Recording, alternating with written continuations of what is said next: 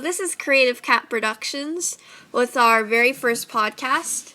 And today we are going to be talking about, should kids go back to school? Yes, should they? Should they? Should they?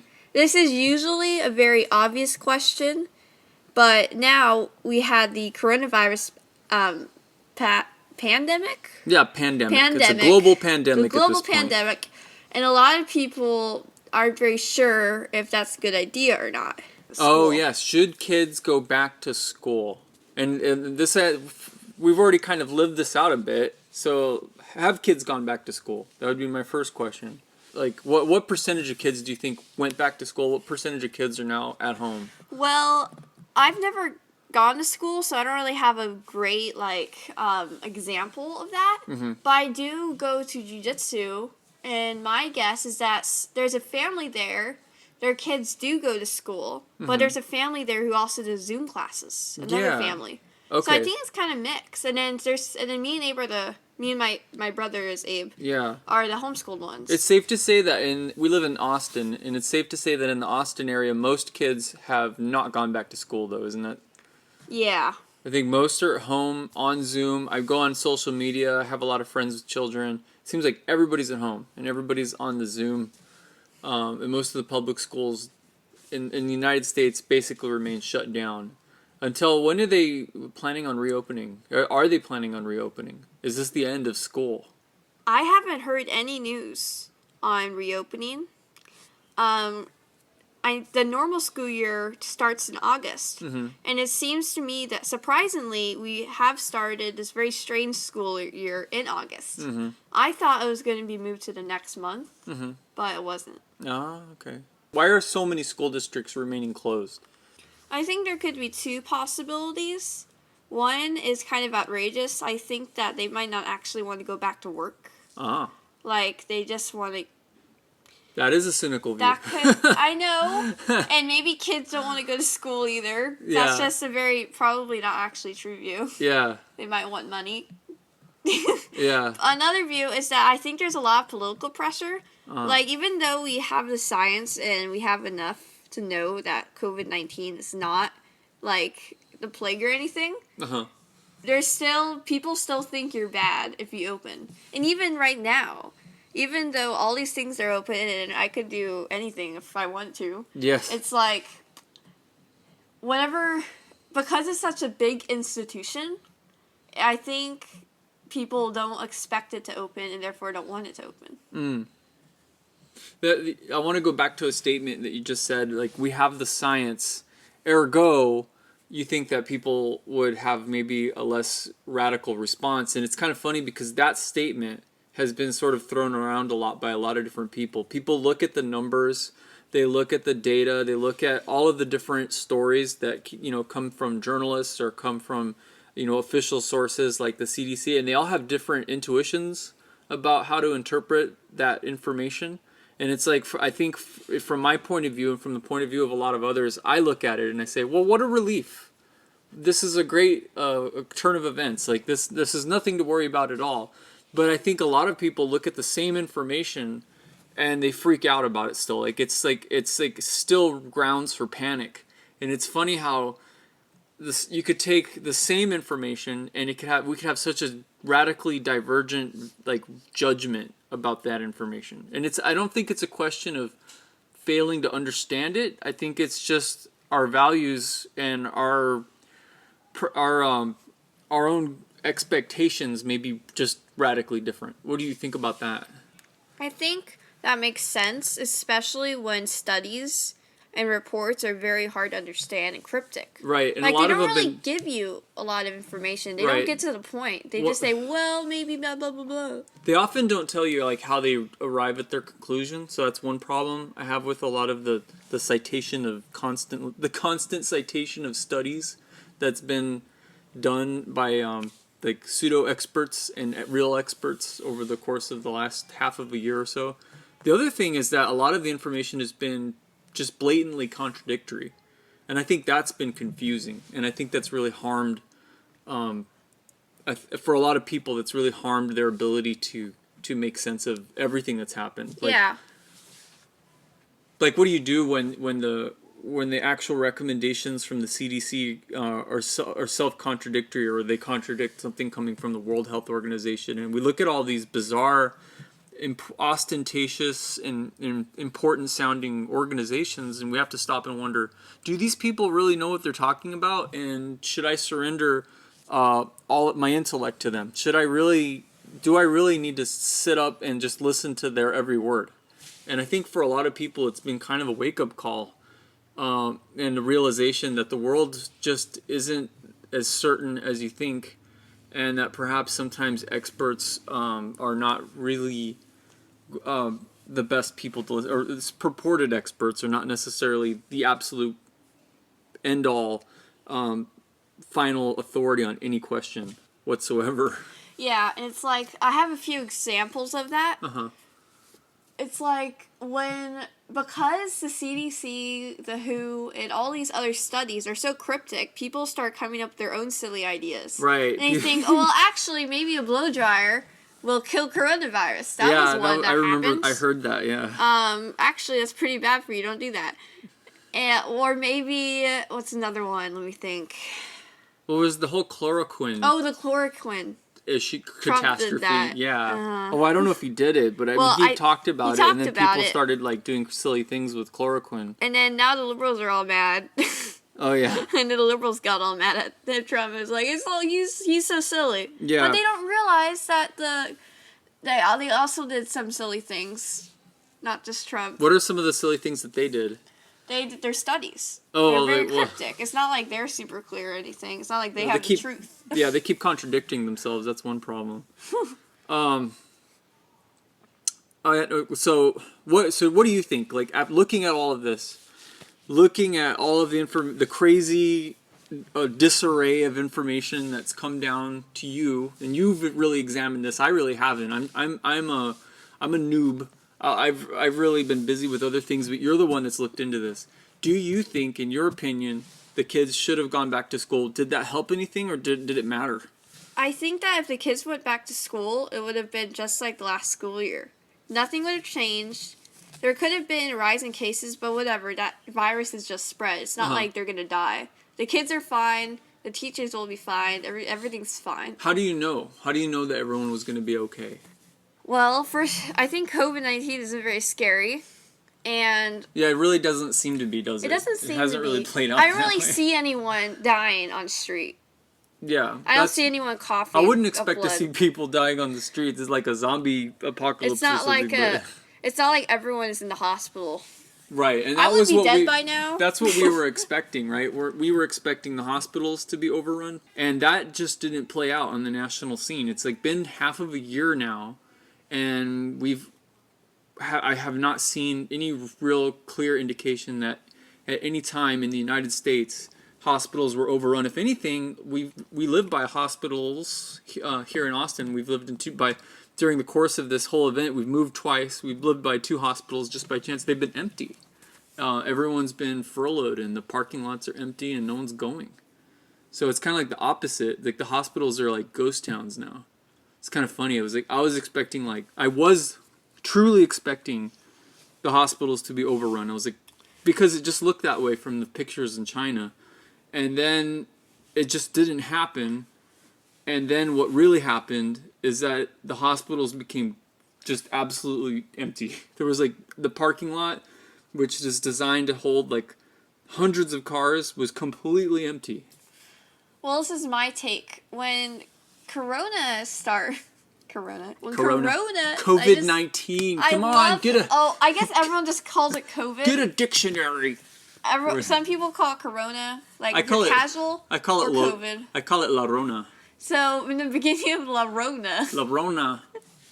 in the beginning of Corona, I feel like I knew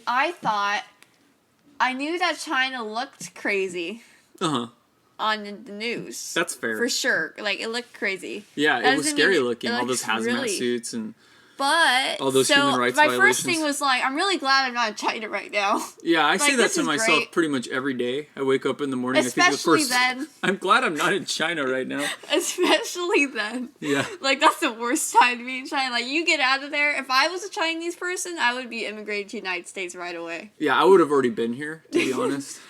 Yeah, so my first impression was like, I thought this is just a fad. This is going to be 2 weeks. The news reporters are going to try and scare everyone. It's not going to work, and then it's like it never happened. Well, and I thought there was it was no lockdown, no masks, nothing. I expected to happen what always happens when I hear about it, like some crazy virus coming out of China. Basically nothing. That the news was going to panic about it, and that it was basically going to either die out on its own, or it was, maybe going to affect a few isolated places and just sort of mutate out of the population. And, like there was the bird flu scare, the swine flu scare. I've been through all of these, and essentially that's what always happens. The virus either changes, or it was never as serious an issue as it was kind of reported on. It's their job to sort of make these things consumable, like news stories that they want people to kind of hang on to. They have to get their audience kind of energized about hearing more about the story. If they said something like, there might be a virus in China that could maybe make you sick, and if you do get it, a small percentage of the population could be in mortal danger, the people wouldn't be as scared, and therefore they wouldn't care as much to watch the news constantly. I think the one winner in all of this has been the news. Boy, they've really this was their year, was it not? But it was in terms of popularity, but I think it also makes them look bad at the same time. Yeah, because there's a lot because coronavirus was such a big topic, it led to a lot of YouTubers and other people having different ideas. Yeah. And therefore leading more opinions than people going off the news. Boy, howdy did they. And like you said, some of those ideas were just downright crazy. So thinking that COVID affects or creates rashes is one thing, but thinking that you can kill it with some herbal medicine is another. Yeah, well, that was so in the beginning, and it sure seems like it's still the case. The experts were highlighting the lack of basically the lack of a serious connection to the mortality of children. It was pretty clear that children were safe with the virus, but then it seems like at some point late in the game, towards the late and middle part of the summer, people started trying to change that. Yeah, change that. They started to and it's like the data for this could not have possibly been very good, but that didn't stop them from drawing all sorts of conclusions and scaring people about how this thing could affect children. And I don't think the evidence has borne that out at all. Well, that is what. This is when this is when the topic of should kids go back is it safe that kids are in school comes in. Are kids gonna get sick? Will they get sick? Right. The scare. I feel like if we didn't really start before August, a month before, there was news stories scaring people that could maybe. Corona really does affect children. Right, in weird ways. In ways, in rashes, and even when we were scared scarier. about Corona in the beginning, we were scared about viral pneumonia. That's really the specific issue, right? Mm-hmm. But then they're starting to, at some point, they started to attach coronavirus with basically everything. They're like blood clots, heart disease, tissue damage to your liver and kidneys, and it's I'm finding that part of the story to be really hard to believe, considering it's the nature of what it is. It's a coronavirus. Yeah. So that's a respiratory virus. So if I'm supposed to believe them, yeah, and if they're true, then that means it's the weirdest virus ever. It is, yeah. And they keep saying that. They keep relying on the lack of kind of firsthand experience with the virus. I think this seems very fallacious to me. People keep saying, well, we don't know anything about the virus, and so therefore almost anything can follow. That seems to be the logical non sequitur that people have been using to kind of justify mass hysteria. Because we haven't studied this virus formally, this specific iteration of a coronavirus. Now, that's the part that's problematic is this is that we know a lot about coronaviruses. This is just this is a novel coronavirus, but that's not to say the genus itself isn't very well understood, and it plainly is. So to expect it to just sort of spontaneously do anything that's convenient for the sake of fear-mongering, that's how this feels to me anyway, is just fallacious. I don't think that there's any reason to think that I don't think it's true to say we don't know anything about this virus. I think there was already some misinformation from China, and there was already quite a bit that people know about how coronaviruses affect people. In fact, all of the earliest predictions about how this would affect the elderly and stuff seem to be true. Did you say misinformation from China? I did say misinformation from China. You mean a lot of misinformation from China. I wouldn't expect to get a lot of good information from China at this point. Yeah, I feel like we should just it's still nice to trade. I like your McDonald's toys and all, but other than that, let's just. Yeah, I'm kind of done on yeah. At the beginning, I was taking the Chinese very seriously, you know. Really, I'm not really talking about the people themselves. I'm talking more about their government. The government, right? It's like just an individual. You can't really judge them. They're not really part of it. But I feel it's more like is it opportunistic? Not opportunistic. Authoritarian government they have. Right, that's true. And the bigger the government, the more secret that you get. This is true. And the scarier you get. Yes. It seems to me that the coronavirus affected, in China in particular, two types of people. The elderly and people who are critical of the Chinese regime. They all seem to die or disappear in the course of these events. So getting back to the issue, do you think that the kids should have gone back to school? Like, do you think it mattered? It didn't really, like I said again, it didn't really didn't change the course of coronavirus. Yeah. Because we were already doing all these things that was like, we were already shopping at HEB. Mm-hmm. Why would it matter? We were already going to daycare. Kids were going to daycare. It wouldn't have made coronavirus worse or better. It'll just been like, and nothing happened. Yeah. Yeah, it seems like a lot of people have gone back to work, and if like adults are going back to work, kids may as well go back to school. Mm.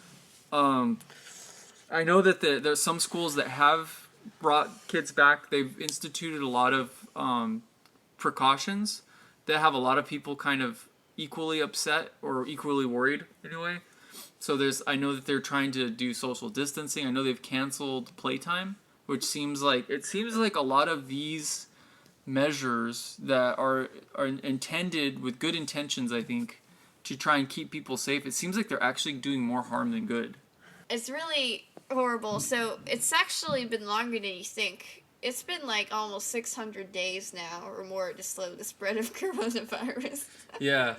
We did all of these things. We pulled all of these levers and we shut down the economy and we told everyone to stay home and yet, of course, we kept public transit open and things like that. But we did all of these crazy things that we thought were going to fix it, and all we really did was make things worse than they had to be. Yeah. And everything played out exactly like you predicted, regardless of the fact. Austin got so bad, we had to take a vacation to Bernie. Yeah, that's true. It was too stressful for everyone. We had to go to Bernie. You know what? And I loved it. Bernie's great. We still had the mask, but other than that, it's pretty fun. Yeah. I'll tell you my controversial point of view is that I think that you're gonna get canceled. Stop. I don't think we should have sent the kids to school. Really? Why? Yeah, I am you just glad. Don't like school. I don't like school. Well, I know that. So I'm glad that the kids don't have to go to school. I'm not really saying I love school because I'll get the worst education ever. Yeah. But what I'm really saying is that if parents want to send their kids back to school, let them do it. Yeah, okay, that's true. But then the teachers, right? So what about their right to? So what if they're afraid of the virus? Do they not have a right to be safe? Are they really afraid of the virus? Or is it some sort of political movement? Or is it just Oh no, I'm canceled. Sorry. Yeah. Or is it just some sort of Or political? it is possible in a free economy. You could quit your job. Like you don't have to stay working as a if people A public school if people have the choice to stop working as a nurse during COVID, and they're all, by the way, they're not afraid. It's like it's funny that like people would be afraid of COVID working as a public school teacher when people who work as nurses and doctors like every day handle diseases that are far scarier than COVID. Like people come in with stuff that the scary stuff, you know, that like that. You know the real problem? We're just not educated enough. Oh yeah, this. yeah. No. We have to be Apparently, we're educated. never educated enough for anything. So what does it matter? Because yeah. That bar is apparently impossibly high, and we'll never reach it. We really, what I mean is, people don't really know how viruses work. And to be honest, I'm not super clear. It's pretty complicated. Yeah. I'm like, okay, so you have to be Albert Einstein? Let's leave it to public school. Or is it just really, like, not true? Yeah. Well, it's true. Yeah. I'm pretty sure viruses exist. Like, good bacteria, bad. But even for experts, I'm surprised they're even able to understand it. Like, do they? Yeah, I'm sure. Like, I'm sure people working for the CDC and for the National Institute of Health, I'm sure there's enough people there making decisions that understand how viruses work. I think the real problem is understanding how this specific virus works and what to expect from it. My suspicion is that those same people really didn't have a lot of existential fear about this virus. I think that they were more like in a bureaucratic position where their hand was essentially forced. So if you think about it this way, if you have a job for an institution, a government institution that's been given the task of keeping America safe from viruses, you have two options: do nothing and inform the public that there's this virus coming that's going to cause so much damage and kill so many people, or you can start doing stuff. And the public is going to look at your job and they're going to vehemently insist that you quote unquote do something. And of course, there isn't much they can do except for quarantine or for to start issuing the kinds of orders that they did. And so I think that they were only doing what they did is in order to fulfill the expectations of the public out of fear for the continuity of their job. If guys like Fauci didn't tell everybody that they should wash their hands, wear a t-shirt around their face, and not go outside ever again, then people would have been really pissed. They would have wanted his head. They would have accused him of murder. They would have accused him of killing grandma. Who's the guy who played Penguin?